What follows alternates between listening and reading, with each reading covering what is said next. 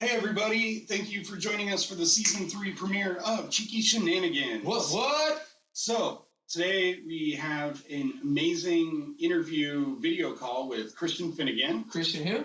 Finnegan. Finnegan who? Christian. Christian. Now, if he was in a different religion, his name would be? Muslim Finnegan.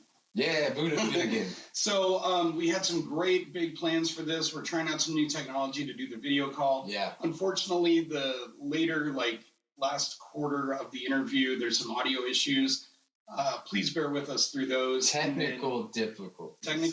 Yeah. And then at the end, we shot another segment to finish the show. Yeah. And ran into some more where it just stops abruptly. So, which comes to mind, our show is Cheeky Shenanigans. So yes. Shenanigans are going to happen. That's what you get for watching us. And we've been bitten by technical difficulties in the past when we did a whole episode with Yvette with no audio. This is nothing new for people following the show, but for this season, we're trying to bring it all together and make this a really good show to watch. For the record, not to sound racist, it's not like we have an Asian in the back doing all of our fucking, audio visual stuff. You know what I mean? But anyways, like I was saying, Jesse, you carry on. So we're bringing you the 2 clips of the show that we've recorded. Yeah. There's some choppiness to it. It ends abruptly. We're sorry about that. We're working on making this show better for season 3, but we had such a great opportunity to do this awesome interview with Christian that we're just putting it out as is, and I hope you guys enjoy it for what it is. Just really do try to watch it, because he was really hilarious, and he explained things very well, and he was fun to listen to, actually. Yeah, such a great guy, super, humble and just real about everything. I really hope all of our guests, at that level are like that. Yeah. And, so I hope you guys enjoy this. This episode is mostly about stand-up and Christian specifically and his career and all that. And we're going to be bringing you more throughout this season. And some sex stories. What else are we going to be bringing? Oh, matter of fact, our escape room adventure on Saturday, too. Yeah, so this weekend we're doing, you tell them. Yeah, we are going on a wild adventure where we're going to an escape room. And we're doing this one called The Unknown. We hired a helper, which is my friend Haley, to do the, what would you call that person? Camera work, videographer. Yeah, camera holder. She's going to follow us around as we try to... Yeah, she's going to DP it around. And follow us around trying to figure out how to escape the room with our dumbasses. We have 60 minutes, and we're probably not going to make it. But it's going to be fun. We're going to make it fun, and you're going to make fun of us. And that's the idea. That's the whole idea. So, stick around for this episode with the amazing Christian Finnegan.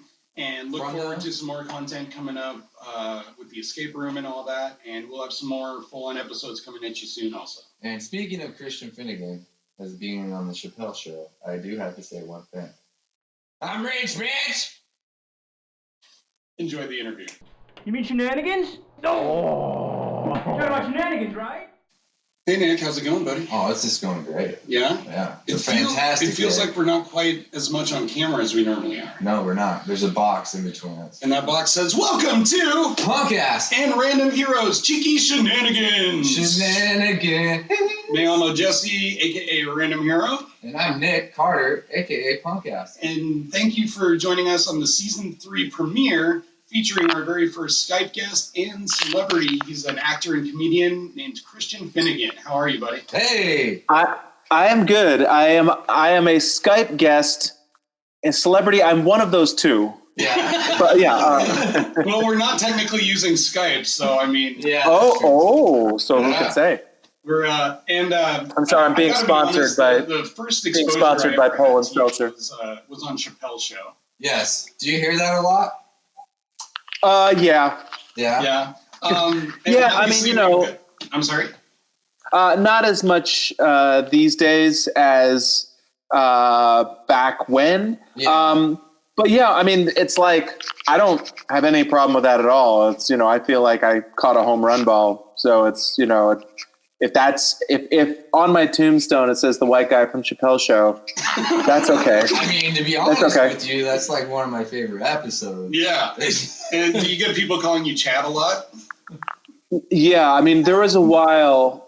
It wasn't right when it came out. It was a couple years later when the DVDs came out. Right. And that's when it was absurd for a while. It was 3 or 4 times a day, just, it was constant, and I'd be at dinner with my girlfriend, who's now my wife. Yeah. And like people would just interrupt. We'd be like arguing at dinner and people would just walk up and be like, Katie's got some big ass titties, and just, walk away. But hey, Chad, there are worse things. How was it working with Chappelle and Charlie Murphy, though? Yeah, that's got to have been incredible for a stand-up comedian. Tragic. It was awful. No, it was great. No, I mean, I didn't do that big a thing at the time. The show hadn't aired yet when we shot that. Yeah. So, I mean, I knew it was really funny, but I didn't have any inkling that it was going to become like any sort of cultural touchstone, I mean, I was a huge Chappelle fan, period. I was a fan of Half Baked and his stand-up. Yeah, I mean, I was very lucky. I mean, I remember I used to hate stand-up comedy. Like, I hated it. Really? Probably. Yeah. In my sort of pretentious black turtleneck teenage years. All the artsy phase? On the East Coast. I was like hardcore that guy, big time. I went to a performing arts high school and I wrote poetry, and, I was what a dude used to refer to me as a poet warrior. And so, yeah, like just kind of like, have I told you how artsy I am? I used to wear. That's everyone in Seattle, dude. Yeah. Oh, I'm sure. I used to wear like those circular John Lennon glasses, but they were fake. They were just plain glass. But I just thought they made me look smart. And I had like a ponytail that was slicked back, but then I cut it. And then I had like a Morrissey pompadour for a few years. Like I was that guy all the way. Do you hide those pictures? I mean, I cherish them when I can find them, just because it reminds me of feeling like I actually had things figured out in the way that 18-year-olds do, Yeah.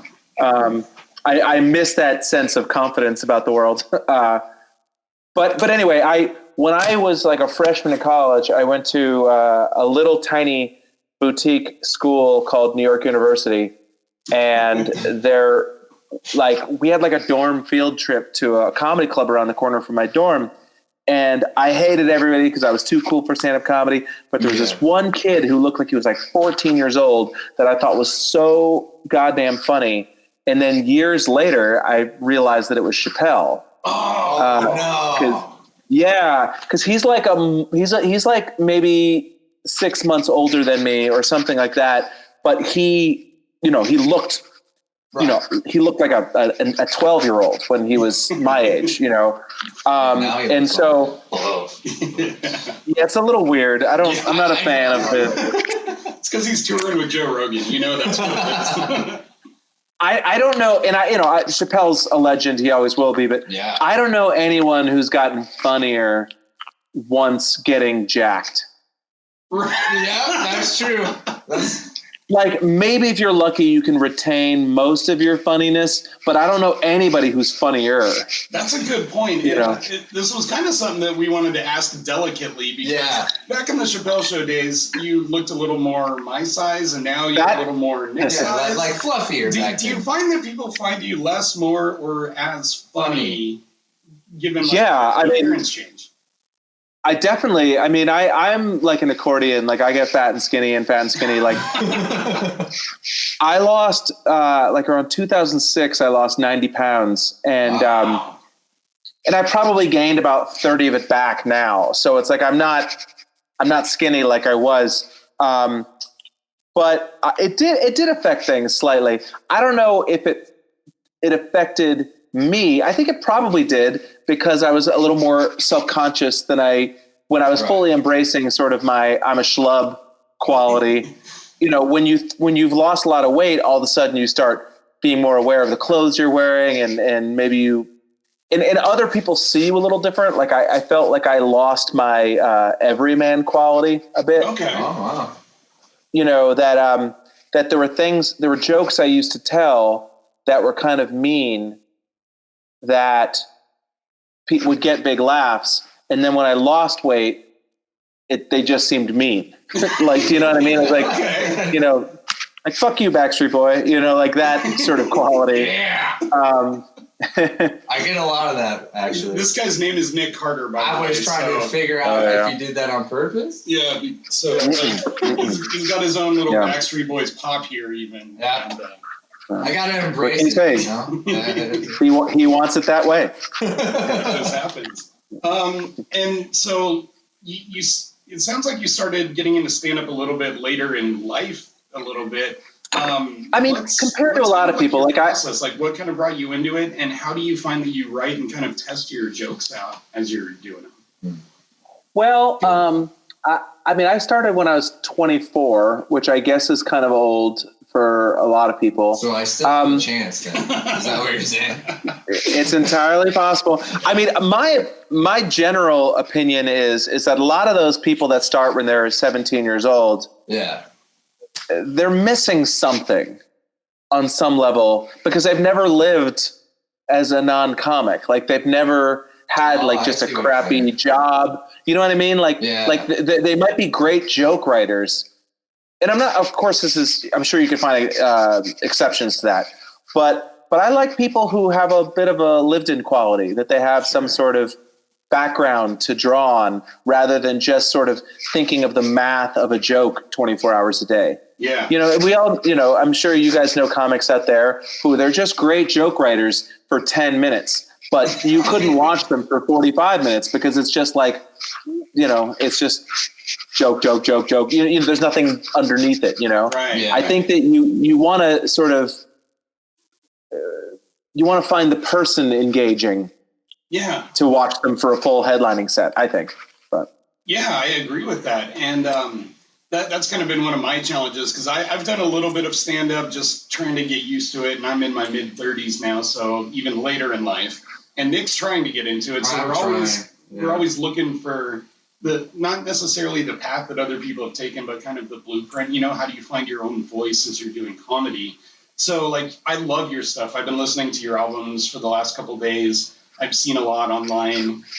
Someone has to. You've got this really interesting voice of almost like a partially sarcastic self-degradation mixed with these funny observational things. Is that just kind of your general outlook on life overall, or? I mean, I'm of a certain age where the idea of sort of having a brand is anathema to me. It feels very corny, and when social media kind of became a thing, Dane Cook was kind of like the first guy. Yeah. I mean, he was ahead of the curve of where the culture was going. And at the time I thought, oh my God, what an asshole. I mean, it's just, I'm saying that I was wrong. I was wrong, and that he was right and I was wrong. In every sort of appreciable way. So did you use any social media platforms back then, or? Well, it's not just that. I do find that I'm a bit of a square peg in a round hole when it comes to that. But also just the idea of sort of selling yourself, of having like a catchphrase, of sort of having like I'm the blank guy. Like I always kind of thought no, man, I'm an artist. Like let other people figure out what the art is. Like I just tell the jokes, or it's like. I just write the songs, other people interpret them, that was always sort of, it's a very, I mean, it sounds corny to say, but it's a very Gen X sort of attitude towards things. The idea of somebody having a brand when I was younger, that person would have been the bad guy in the movie. Would have been like the villain. Like the idea that you would have like a brand is like so corny to me, but it's where the culture was going, and I just kind of never fully grabbed onto that. And so when it comes to having a voice, I mean, that was sort of the dignified way of having a brand, is to talk about your voice. But I kind of have had this philosophy, and it's brought me straight to the lower middle, is that... That's a good place to be, right there. It could be worse. But that if I just kind of... continue to pursue what I want to talk about, that it will come out as something discernible for somebody else. That's I don't know whether that's true or not, but I've never wanted to force the issue. There was a brief time around when my second album came out where I felt like I was maybe trying to be a certain type of comic, where I was like, all right, I'm going to be the comic who does X, and I'm going to look a certain way. I'm going to wear a certain kind of clothes, and I'm going to sort of present myself in a very definable way. And it just didn't feel right to me. It felt fake. It felt phony. Yeah. Not necessarily in the jokes I was telling, but just in the way I was presenting myself physically. And that was right around the time when I had lost a lot of weight and felt very image conscious in a way that I hadn't before. Interesting. But at a certain point, you know, I think it comes really naturally to some people to just, some people know immediately. It's like, oh, I am the like Rodney Dangerfield. I'm the, you know, I get no respect. That's my thing. Yeah. And I'm going to work that angle. And it feels completely organic and natural for someone like him to do that. Do you? I've never felt standard when you do stand up. Do you try to do like clean jokes, or do you do more dirty jokes, or like? Have you listened to this material? I have, but I've listened to a little bit. But you know, like maybe I would just want to be dirty the whole time. You know. Well, you know, it's funny. I'm actually trying to get cleaner. That's also been my challenge, is that I kind of fall into a weird gray area where I feel like I'm too dirty for the smart people and too wordy for the dumb people. Wow. Do you know what I mean? That it's like, that's a good way of putting it. Use big words and you're able to articulate very well, but I also like a joke good about girls and assholes and stuff. Exactly. You know, my sort of go-to line when I describe my comedy now, and it's a corny line, but I think it does fit, is that it's comedy for dumb people pretending to be smart and smart people pretending to be sober. Is sort of my, you know. I like that. I like that. That's sort of my attitude towards things. Okay. You've got a question for him, don't you? We're going to hit you with our normal interview question, which is probably not what you expect. All right. Well, I usually ask this with every guest that we have. It would be fun if you did answer it. If you don't want to, it's totally fine. But you're really setting this up well. Do you have any, like, one that comes to mind on top of your head, like an embarrassing sex story at all? Like you accidentally got jizz in your eye? That's happened. Just one? Shows said that, yeah. Or lost a ping pong ball in your snatch. You know, that's happened as well. Yeah, I mean, it's funny because I do storytelling shows sometimes, and I'll write these really long. Jesse, you would email one of that thing that you were emailing me about is kind of one of those things that don't really fit in my stand-up act. But sometimes, like, there's a show called Risk that I do. Sometimes that was what that show was. And I really enjoy doing it. It's just sometimes it's hard to take these 8-minute stories and sort of fit them into a stand-up act. Yeah. But one of the ones I told was, and I'll try to make this as concise as possible. I was dating a girl, and it was very casual, but she wanted us to double date with a friend of hers and her boyfriend. And basically, all I knew about this couple going in is that she would occasionally fuck him with a strap-on. Wow. Like, which, you know, good for you. Yes. But it was a weird thing to know about someone before meeting him. You know, it was slightly like one guy, right? Yeah. But anyway, we all went out to dinner. And we got drunk at like a Mexican restaurant. And then we all went back to this girl's apartment, the one I was dating. And we got high. And at the time, I had smoked pot maybe 3 times in my life. Like, I didn't smoke pot until like my mid-30s. And I got you know, when you get in that high where you're just not even enjoying it. You're just like, you feel like you're sunk into the wall, you know. Yes. All the time. And we were all sitting on her bed. And she started... Basically, she put on Darling Nikki by Prince and started like dancing. And then the other couple started making out on the bed. And then I realized like, oh, they're trying to get like a thing going with us. Like they're trying to get this whole thing is a setup between these two friends to sort of get a 4-way going. Okay. And I was too high to do anything about it. And you just sat there. At one point...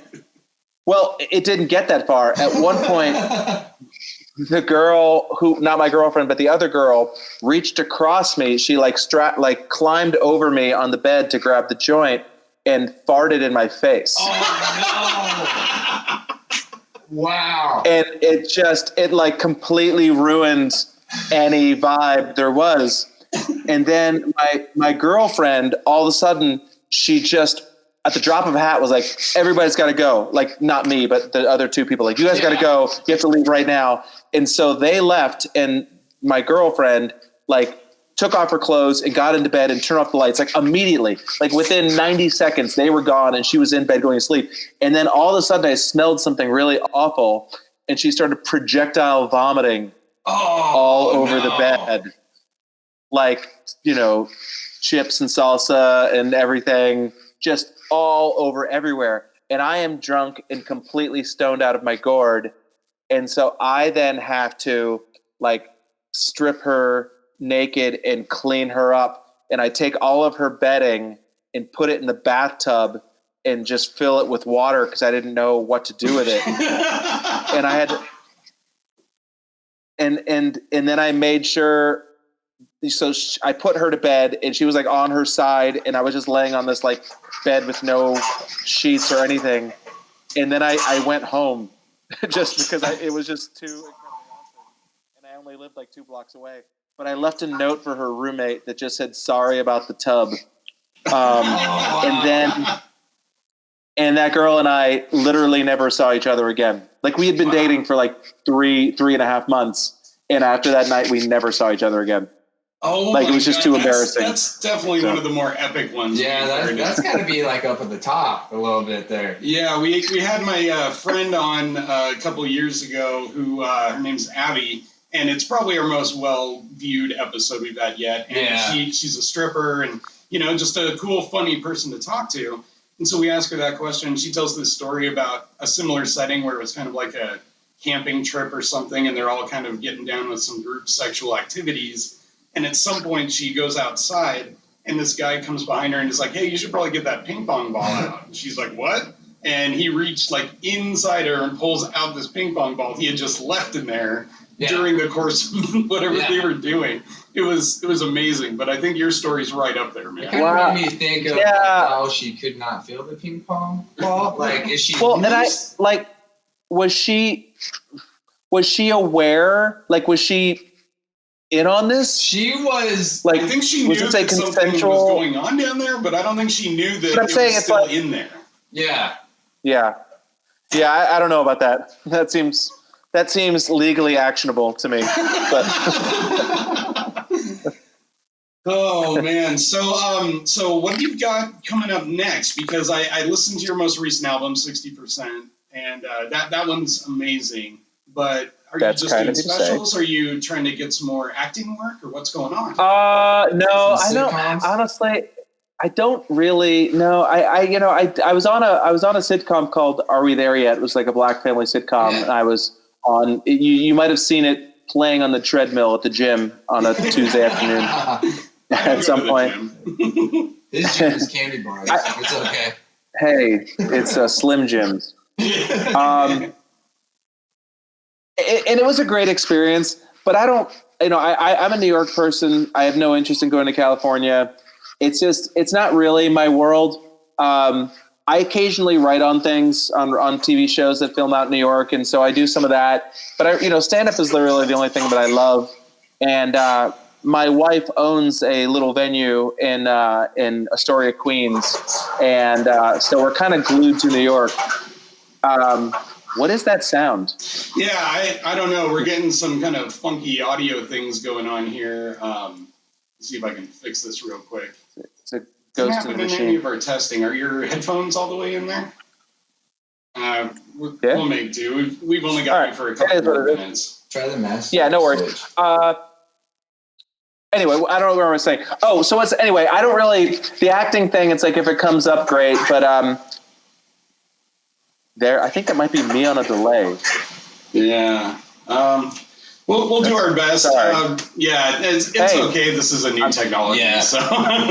Okay. That's right. But anyway, so I haven't really been doing the road as much the last couple of years because some family stuff going on that I wasn't able to leave New York. But now I'm out traveling again, and I'm putting together a new hour, and I'm hoping to maybe record that towards the end of the year and maybe have something out in early 2021. That's sort of the goal. And I'm about to start. I'm about to start a pod. So I'm doing a music podcast because I'm a music dork, and so that's kind of the fun. Yeah, it's all about albums that came out in 1991, which is like one of the greatest years for albums in rock history. Oh, like, absolutely! It's a lot. The early and mid 90s were phenomenal. Yeah, for music. I can't listen to the new shit specifically. These days. No, but specifically 91. There's great new shit. You just have to know how to find it. But specifically 1991, it's amazing how many like landmark seminal albums came out in 91. Nevermind, 10 by Pearl Jam, Octung Baby, My Bloody Valentine. It's like there's a list of like 50 huge landmark albums came out. And so that's what the podcast is going to be about. But that's just something I'm doing kind of for fun. I don't expect a huge financial windfall from that. Well, if we're any kind of gauging like yardstick for that, I can assure you there will not be financial, compensation for it in any way. Yeah. All for the love, baby. Christian, we would love to have you on more. I'm sorry that there's some audio issues, but I know that you didn't have a whole lot of time. So is there anything you want to plug or anything before we let you go, bud? Well, I mean, certainly, if you are a fan of the stand-up comedies, my latest album is called 60% Joking. It's available wherever you find music and comedy and all that jazz. I have 4 albums in total on iTunes. Check those out. And if you're in or around New York City, come visit QED Astoria, QEDAstoria.com. Awesome, dude. Thank you so much for coming on. We appreciate it so much. Yeah, thanks so much. Pleasure. We'd love to have you on again sometime once we've sorted all this out, if you'd be willing to. But, man, I'm just so appreciative that you would take the time to talk to us. Yeah. It's an honor to me to be your season premiere. Our first special guest. Absolutely. Yeah. All right. Thanks, everyone. His name's Christian Finnegan. Great stand-up. You've seen him on Chappelle's show and a bunch else. Thanks so much for doing the show today, man. Thanks, guys. Have a good night. Take care. Bye-bye. Holy fucking shit. Was that amazing or what? It was. Finally get our famous celebrity guest on here. And we have audio issues. And audio fucking issues. Imagine fucking that. But, it's like Christmas morning. You're waking up and you're like, Santa Claus came. You run down the stairs and you're like, I'm going to open up the big one first. Mom, Dad, can I open this? They're like, yes. You open it up. Big pile of shit in the box. And then what do you do with it? You take it, you throw it in your mom's fucking face. And then you're grounded. That's how I feel. That's not the impression I got at all, because it was great to have him on, and for like 70% of it, the audio was okay enough to where, we were having a good conversation. No, yeah, he was awesome. Yeah, he was great. Absolutely great. I'm still in awe that like we had our first, that's a guy that back in 2004 or whatever, I was watching on TV. Yeah.